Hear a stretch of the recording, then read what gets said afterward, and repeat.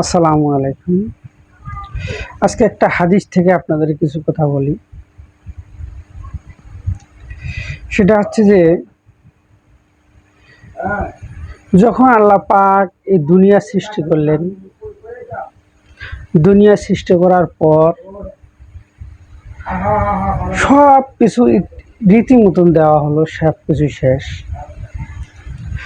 যখন আল্লাহ পাক জিন জাতিকে ধ্বংস করে দিল, কারণ জিন জাতির যে অত্যাচার, যে যে আল্লাহ সৃষ্টি করছে তার ইবাদত না করা, বহুত কিছু অত্যাচার সৃষ্টি করলো। তখন ফেরেশতারা বলল যে আল্লাহ এই জিন জাতিকে আপনি ধ্বংস করে দেন। তা আল্লাহ পাক জিন জাতিকে ধ্বংস করে দিল। দেওয়ার পরে সেই জিনের এক বাচ্চা, সে ছোটোবেলায় অনেক কান্নাকাটি করতেছে, অনেক রাস্তা করে আসে।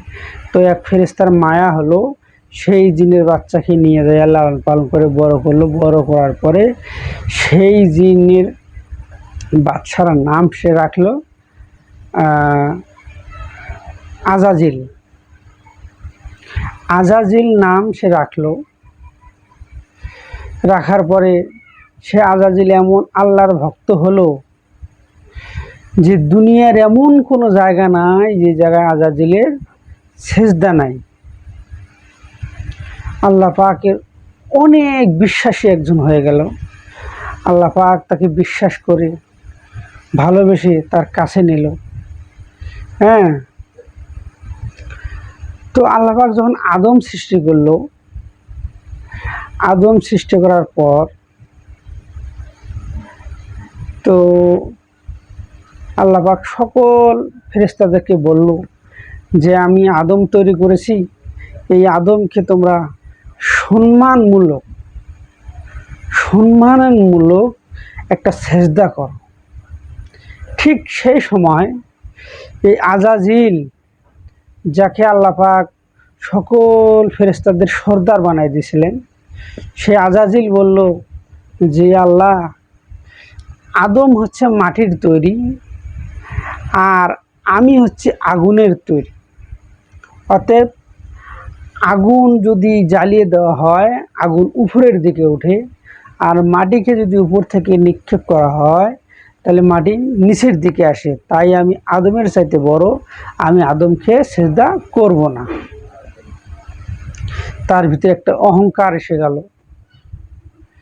তো আল্লাহ পাক বললেন যে ঠিক আছে, তুমি যদি সেজদা না করো তাহলে তুমি আমি একটা ঘর তৈরি করে দিচ্ছি। এই ঘরের দরজাটা থাকবে ছোট, তুমি যদি মাথা নিচু করে এই ঘরের ভিতরে ঢুকো তো আমি সেজদা বলে কবুল করে নেব। তো একটা ঘর তৈরি করে দিল আল্লাহ পাক। এই আজাজিল কি করলো, আগে পা দুটা ঢুকে দিল, পরে মাথা ঢুকলো, অর্থাৎ সে আদমকে সেজদা করবে না। তখন আল্লাহ পাক বলল যে দেখো, তুমি যদি আদমকে সিজদা না করো সম্মানমূলক, আর আমার আদেশ যদি অমান্য করো, তাহলে তোমাকে আমি এই ফেরেশতার যে সর্দার বানিয়েছি সেখান থেকে এবং আমার এই জায়গা থেকে তোমাকে তাড়িয়ে দেওয়া হবে এবং তোমাকে শয়তান বলে গণ্য করা হবে। আজাজিল বলল হ্যাঁ, আমি তাই রাজি,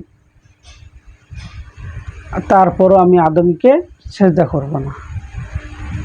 তা আল্লাহ পাক তখন সে আজাজিলকে ইবলিস শয়তান নামে তাকে তৈরি করলো। ইবলিস শয়তান নামে তাকে দুনিয়ার মধ্যে ছেড়ে দিল। সেই আজাজিল আজ ইবলিস শয়তান, যে আল্লাহর এত ঘনিষ্ঠ থাকার পরও সে ইবলিস শয়তান হয়ে গেল। তো এই ইবলিস শয়তান আমার মনে হয় পুরা দমে কাজ করতেছে ইসরায়েলে যাইয়া। ইসরায়েলের যে নেতানিয়াহু সরকার আছে তাকে নিয়ে, সবাইকে নিয়ে ইসরায়েলের যে সে পুরা দমে কাজ করতেছে, যে আল্লাহ পাকের কাছে যে তিনি অহংকার করে এসেছেন, আল্লাহ পাকের কাছে যে তিনটা শক্তি নিয়ে এসেছেন যে আদমকে ধ্বংস করে দিবে, আদমকে তাকে জাহান্নামের পথে নিয়ে যাবে। হ্যাঁ, এটা অনেক বিস্তারিত কথা।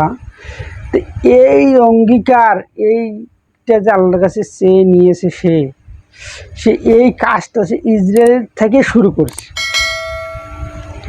তাই এই আদমকে, এই মানুষকে যদি বাঁচাতে হয়, ইসরায়েলকে আগে ধ্বংস করে দিতে হবে। তাহলেই অন্তত ইবলিশ শয়তান, এই আজাজিল নামক এই শয়তানটার কাজ থামবে, কমবে। তা না হলে এই আদমকে বাঁচানো সম্ভব না। আজ এই রাষ্ট্রে, কাল ওই রাষ্ট্রে, অমুক ওই রাষ্ট্রে, একটার পর একটা রাষ্ট্রে অশান্তি সারা বছর সে লাগায় রাখছে। আজ দেখেন ফিলিস্তিনি মানুষদেরকে এতভাবে মেরে ফেললো, এভাবেই ধ্বংস করে দিল পুরো একটা রাষ্ট্র। কোনো মুসলিম রাষ্ট্র তার পাশে যে দাঁড়াইল না,